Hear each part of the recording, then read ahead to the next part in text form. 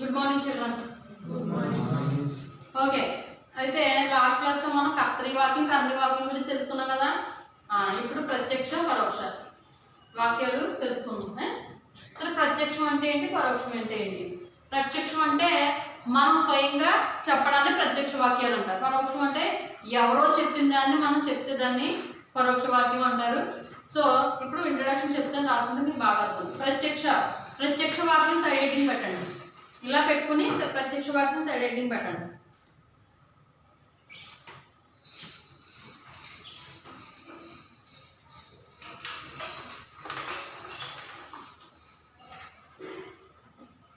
నేరుగా చెప్పదలుచుకున్న అంశాలను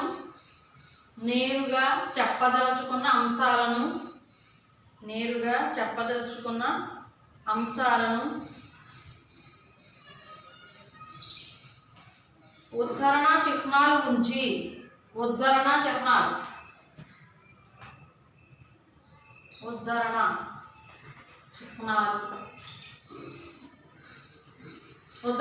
అంటే ఏంటి? ఇన్వర్టర్స్ కామర్స్ రాసుకోండి. ఇందులో తెలుగులో ఉద్ధరణ చిహ్నాలు అంటారు. ఇన్వర్టర్స్ కామర్స్ తెలుసు కదా మీకు.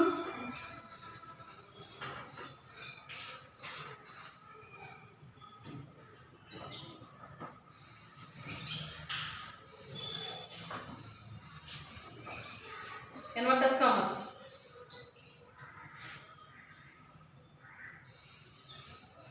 ఉద్ధరణ చిహ్నాలు ఉంచి చెప్పినప్పుడు ఉద్ధరణ చిహ్నాలు ఉంచి చెప్పినప్పుడు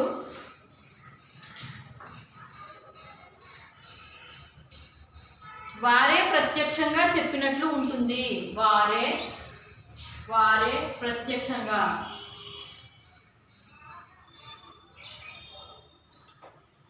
వారే ప్రత్యక్షంగా చెప్పినట్లు ఉంటుంది.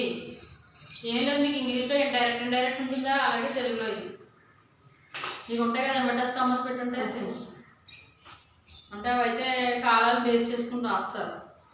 యాక్టివ్ అదే ప్రజెంట్ టెన్స్, ఫ్యూచర్ టెన్స్ వాటి బేస్ చేసుకుని ఎవరైనా చేంజ్ చేస్తారు ఇన్వర్టర్స్ కామర్స్లో. ఓకే, ఉదాహరణ చిహ్నాలు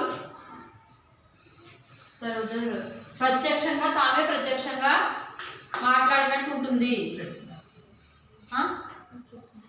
చెప్పేసానండి. ఈ విధంగా చెప్పడాన్ని ఇన్వర్టర్స్ కాదు. ఈ విధంగా చెప్పడాన్ని ప్రత్యక్ష కథనం అంటారు. ఈ విధంగా చెప్పడాన్ని ప్రత్యక్ష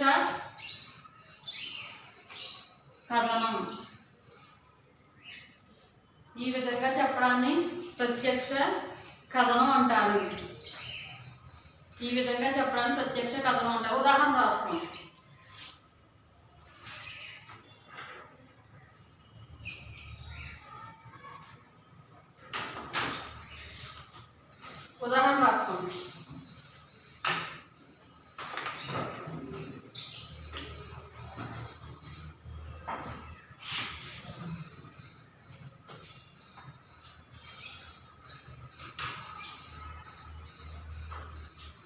ఉదాహరణ నేను బడికి రాను. ఇన్వర్టర్స్ కామర్స్లో పెట్టుకోండి. నేను బడికి రాను అని సాయిరామ్ అన్నాడు. అంటున్నారు సాయిరామ్ బడికి రాను అన్నాడు కదా. చూడండి, ఇది ఇన్వర్టర్స్ కామర్స్లో పెట్టి నేను బడికి రాను అనేది చూడండి. అంటే వాడు చెప్తున్నట్టు ఉన్నారు. సో అని సాయిరామ్ అన్నాడు, నేను బడికి రాను అని సాయిరామ్ అన్నాడు. ఇది ఇలా ఉంటే మీకు పండగ ఇన్వర్టర్స్ కామర్స్ అంటే ప్రత్యక్ష వాక్యమే. అర్థమైందా? నేను సాయిరామ్ బడికి రాను అన్నాడు. నెక్స్ట్ 2 ఎగ్జాంపుల్ కూడా రాసుకోండి.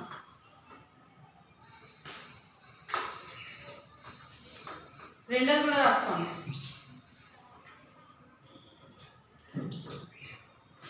నేను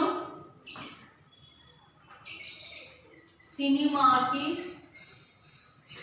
ఇది సినిమాకు. సినిమాకు రాను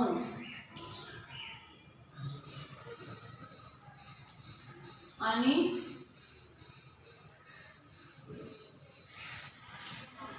పవన్ అన్నాడు.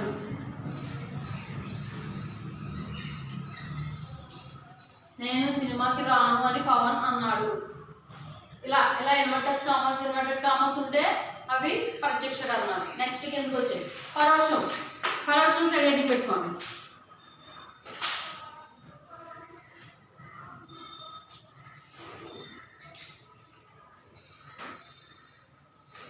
పరోక్షం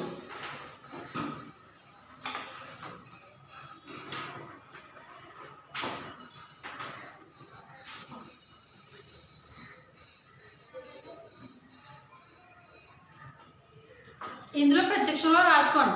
ఒక పాయింట్ రాసుకోండి ఇంట్రడక్షన్లో. ఇవి ఉత్తమ పురుష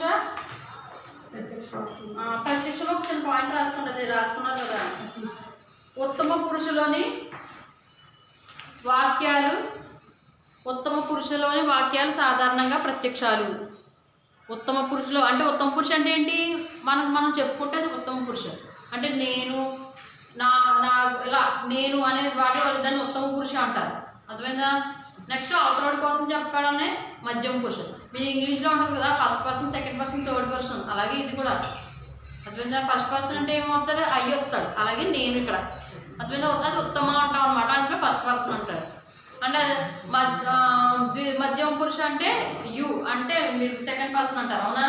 సో అలా అనమాట. ఈ విధంగా అవతలవాడి గురించి చెప్తుంది మధ్యమ పురుష. ఓకే చెప్పానా? అర్థమైందా? అంటే ప్రత్యక్ష ఉత్తమ పురుష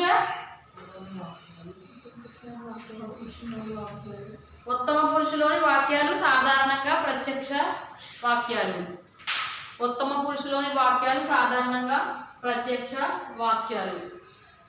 నెక్స్ట్ పరోక్ష వాక్యం. పరోక్ష వాక్యం సైడ్ హెడ్డింగ్ పెట్టండి.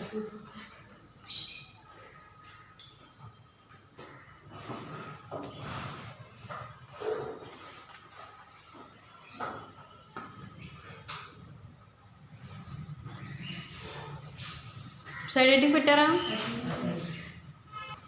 పరోక్షం ఉత్తమ పురుషులో కాకుండా పరోక్షంలో రాసుకోండి.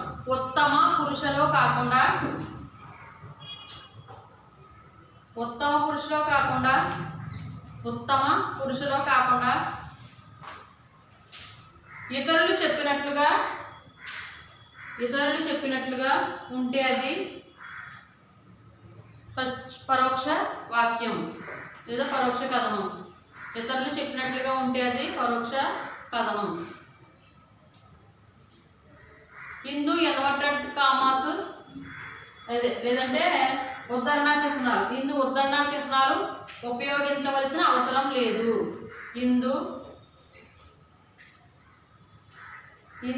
ఉద్ధరణ చిహ్నాలు ఉపయోగించనవసరం లేదు.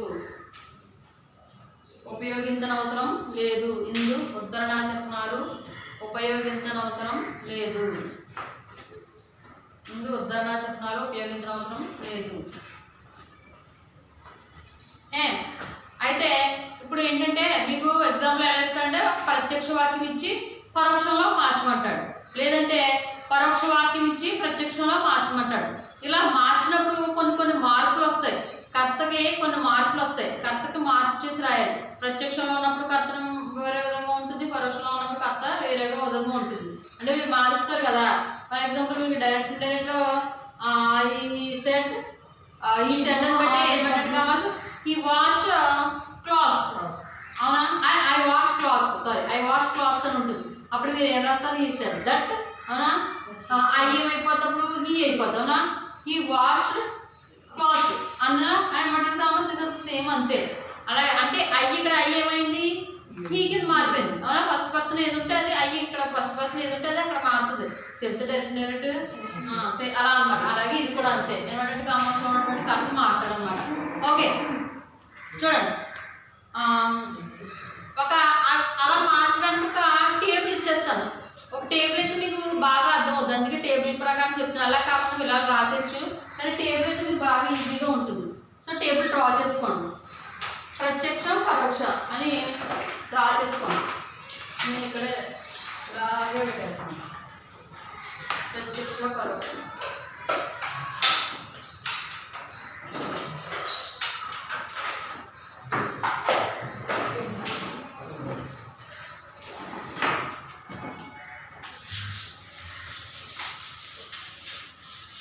పరోక్షానికి ఎగ్జాంపుల్ చెప్పానా? ఎగ్జాంపుల్ రాసుకున్నాడు. ఇక్కడ ఏంటి, నేను సినిమాకు రాను అని పవన్ అన్నాడని ఉంది కదా, ఈసారి రాసుకోండి. తాను సినిమాకు రానని పవన్ అన్నాడు ఉదాహరణ. దాన్నే పరోక్షంలోకి మార్చుకుంటే తాను సినిమాకి రానని పవన్ అన్నాడు. తాను సినిమాకి రానని పవన్ అన్నాడు.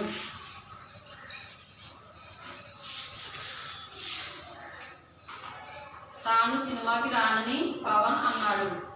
ఇంకొక ఎగ్జాంపుల్ రాసుకుంటారా? ఎదురేం రాశారు ప్రత్యక్షంలో? నేను బడికి రాను. తాను బడికి రానని సాయిరామ్ అన్నాడు. రాను అని కాదు, రానని వస్తాడు. అర్థమైందా? రానని అంటే కలిపేయాలి. అని అనే దాన్ని అందులో కలిపేయాలన్నమాట. రానని అంతేగాని రాను అని అని కట్టుకోవడం. ఇన్వర్టర్స్ కావాల్సి ఉండవు. ఇంకా లైన్ వాక్యం రాసి చివరి ఫుల్ స్టాప్ పెట్టేయడమే.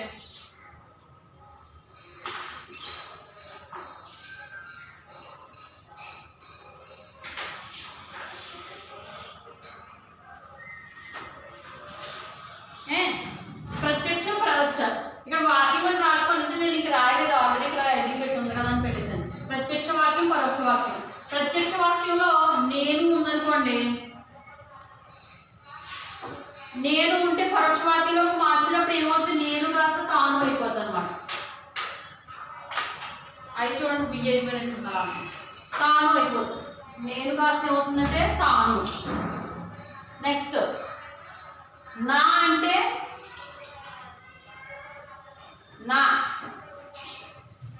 నా ఏమవుతుందంటే తన. నా నా ప్రత్యక్షం అంటే పరోక్షంలో వచ్చేటప్పటికి తన అయిపోతుంది. నెక్స్ట్ మేము. మేము ప్రత్యక్షం అనుకోండి,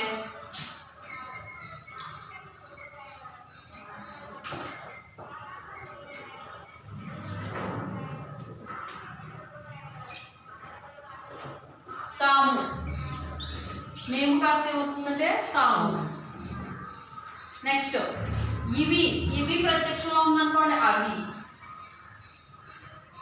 ఇవి అవి రాసుకోండి. ఇవి అవి అవుతుంది అనమాట. నెక్స్ట్ ఇన్ని ఉంటే అన్ని. ఇన్ని ఉన్నాయనుకోండి, అన్ని. ఇన్ని ఉంటే అన్ని. నెక్స్ట్ ఇది ఉంటే అది.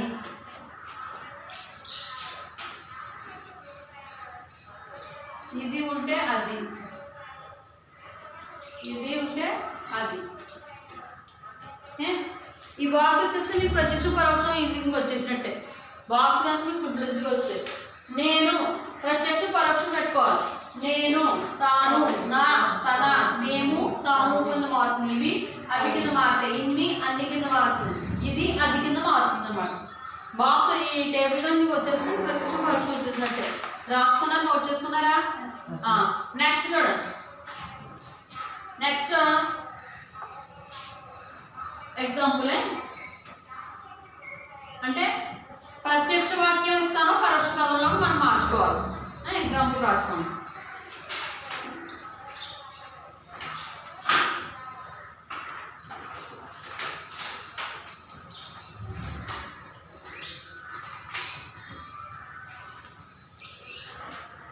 చిన్నప్పటి నుంచి ఫస్ట్ వన్.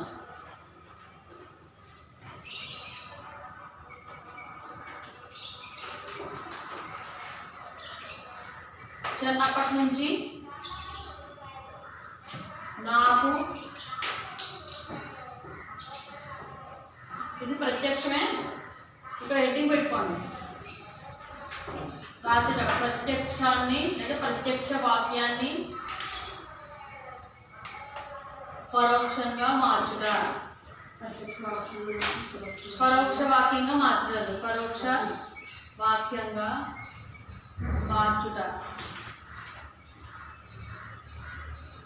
హెడ్డింగ్ పెట్టుకోండి. చిన్నప్పటి నుంచి నాకు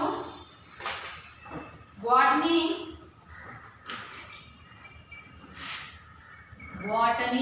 విషయం అంటే సబ్జెక్ట్, అందులోనంటే బాటనీ సబ్జెక్ట్ అని. బాటనీ విషయం నాకు ప్లేస్ సరిపోలేదు. బాటనీ విషయం అభిమాన విషయం. అభిమాన విషయం అంటే మై ఫేవరెట్ సబ్జెక్ట్ విషయం. ఇన్వర్టెడ్ కామర్స్ క్లోజ్ చేసుకోవాలి. అన్నాడు రచయిత. అన్నాడు రచయిత.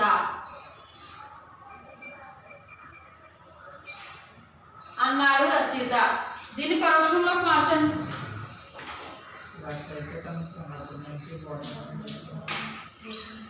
ఇక్కడ చూడండి, చిన్నప్పటి నుంచి మామూలుగా రాశారు. ఇన్వర్టెడ్ కామర్స్ తీసేరు పరోక్షంలో మార్చేటప్పుడు. ఇది పరోక్షంలో మార్చేటప్పుడు చిన్నప్పటి నుంచి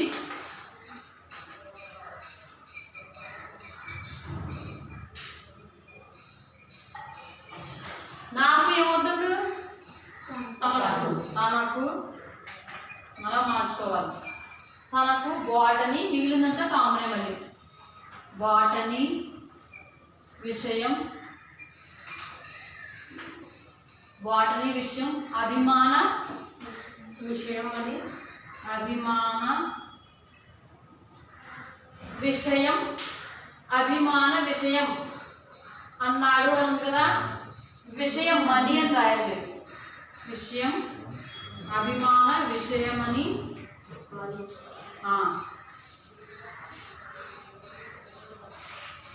అన్నాడు రచయిత. ఇలా అన్నాడు అని అన్నాడని రాసుకోలేదు. మీకు అన్నీ ఎలా వచ్చింది అనుకుంటే నో ప్రాబ్లం రాయగలమని చూసారా. అంటే ఇది పరోక్ష కాదు, ఇది పరోక్షం. పరో అని రాసుకోండి, లేదా ప్రత్యక్ష ఇలా రాసుకోండి. అర్థమైనా. అంటే చిన్నప్పటి నుంచి నాకు బాటనీ విషయం అభిమాన విషయం అని అన్నాడు రచయిత. అది ప్రత్యక్షంలో నుంచి పరోక్షంలోకి చిన్నప్పటి నుంచి నాకు కాస్త తనకు మారిపోద్ది అన్నమాట. తనకు బాటనీ అభిమాన విషయం అని ఈ విషయంలోకి మారిపోయి కలిపేయాలి. విషయం అని అన్నాడు, అంతే. నెక్స్ట్ ఇంకొక ఎగ్జాంపుల్ రాసుకోండి.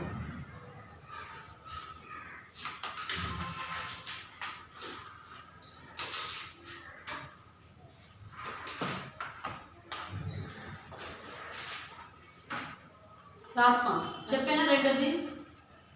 ఈరోజు ఓకే వెయిట్ మా చెల్లి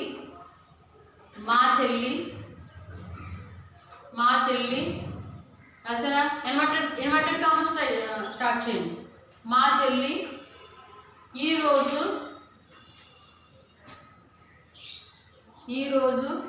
ఊరికి వెళుతుంది.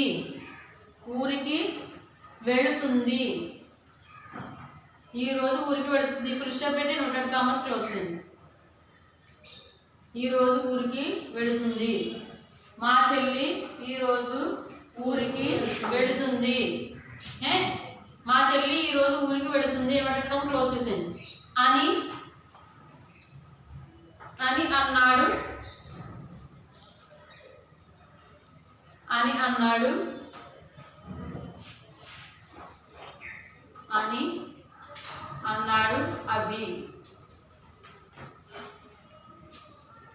అన్నాడు అభి. ఇప్పుడు అది ప్రత్యక్షం. ఇప్పుడు పరోక్ష కాలంలో రాసుకోవాలి. ఎలా రాయాలి?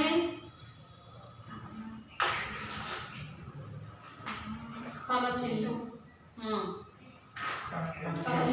ఈరోజు ఊరికి వెళుతుందని అన్నాడు అభి. అంతే. మా చెల్లి తన చెల్లి కింద అవుతుంది. తన చెల్లి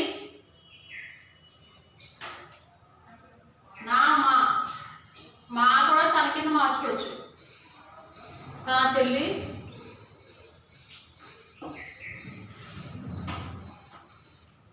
లేదా వాళ్ళ చెల్లి అని కూడా చెప్పచ్చు.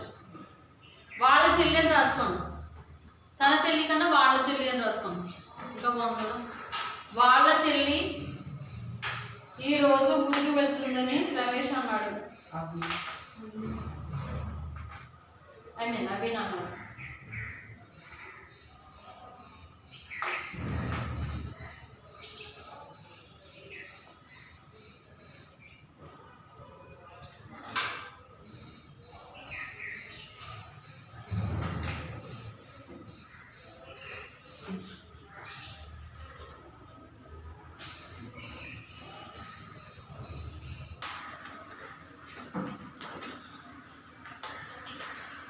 నెక్స్ట్ నా పుస్తకం ఇన్వర్టెడ్ కామా స్టార్ట్ చేయండి. నా పుస్తకం ఎక్కడ ఇన్వర్టెడ్ కామర్స్ క్లోజ్ చేసేయండి. నా పుస్తకం ఎక్కడ క్వశ్చన్ మార్క్ పెట్టుకోండి. నా పుస్తకం ఎక్కడ అని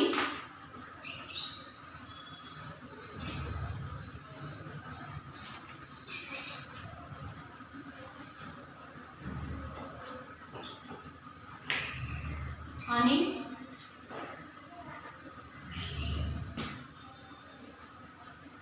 దేవి అన్నది. నా పుస్తకం ఎక్కడ అని దేవి అన్నది. దాని పరీక్షలో మార్చండి. ఎక్కడని దేవి అడిగింది రాసుకోండి. పరీక్షలోకి వచ్చేటప్పుడు తన పుస్తకం ఎక్కడని దేవి అడిగింది. నెక్స్ట్ పరోక్ష వాక్యాన్ని ప్రత్యక్షంగా మార్చుట హెడ్డింగ్ పెట్టుకోండి. పరోక్ష వాక్యాన్ని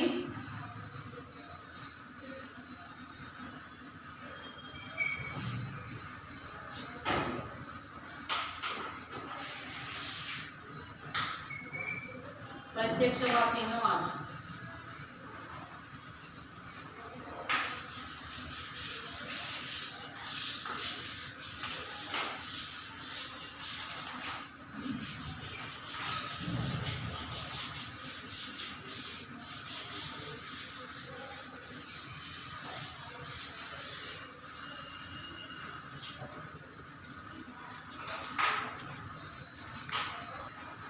ఎగ్జాంపుల్ రాసుకోండి. నాకు ఇవ్వాల్సింది పరోక్షం. నాకు ఇవ్వాల్సింది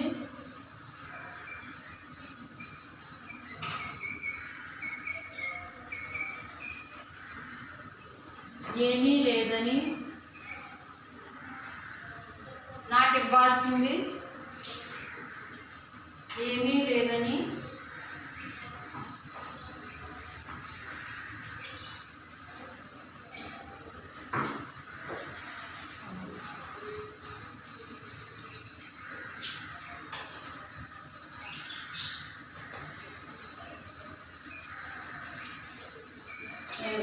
దేవి అన్నది. నాకు ఇవ్వాల్సింది ఏమీ లేదని దేవి అన్నది. ఇది పరోక్షంలో ఉంది, ప్రత్యక్షంలోకి మార్చండి.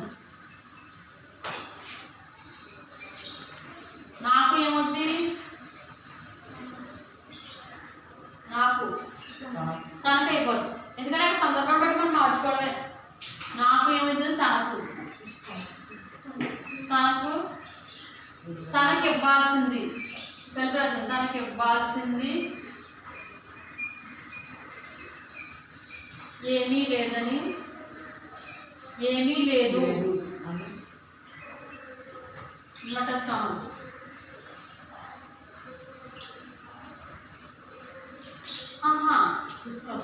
ఇది తనకు వస్తుంది. నేను చెప్పాల్సింది తనకు ఏమవుతుంది? నాకు ఇవ్వాల్సింది. అది కదా మరి.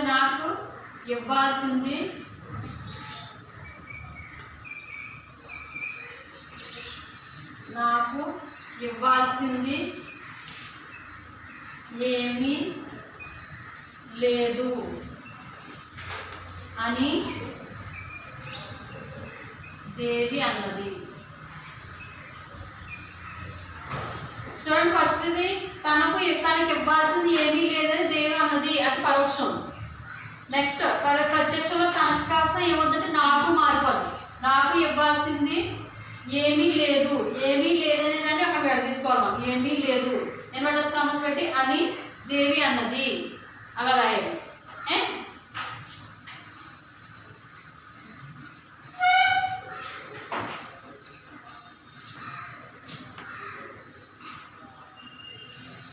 రాసుకోండి.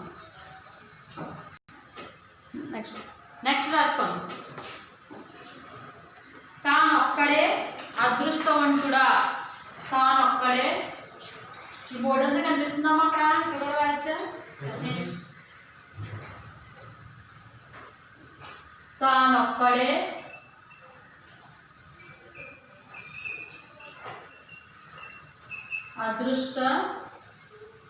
అదృష్టవంతుడా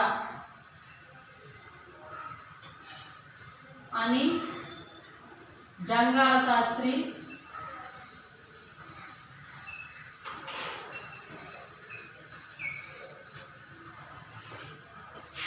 అన్నాడు. ఇది పరోక్షం. ఇప్పుడు ప్రత్యక్షంలో మార్చండి. తాను ఏమవుతుంది? Very good. తాను ఏమవుతుందంటే నేను. నోటేస్తాము సార్. నేను ఒక్కడినే. అదృష్టవంతుడినా. అదృష్టవంతుడినా.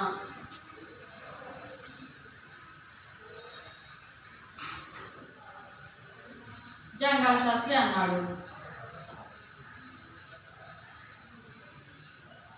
అని పెట్టమని వాళ్ళు పెట్టిన వాళ్ళు. జంగాల శాస్త్రి అన్నాడు. అర్థమైందా? మీకు తెలిసిందా?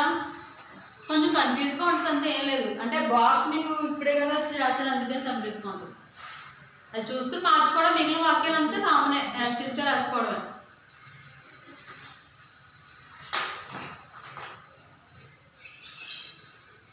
నెక్స్ట్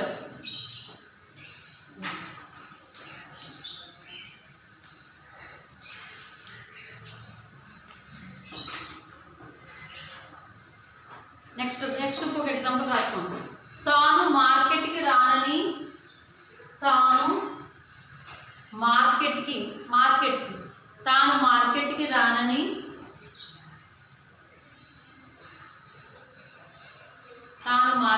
రానని ప్రియ చెప్పింది. తాను మార్కెట్కి రానని ప్రియ చెప్పింది.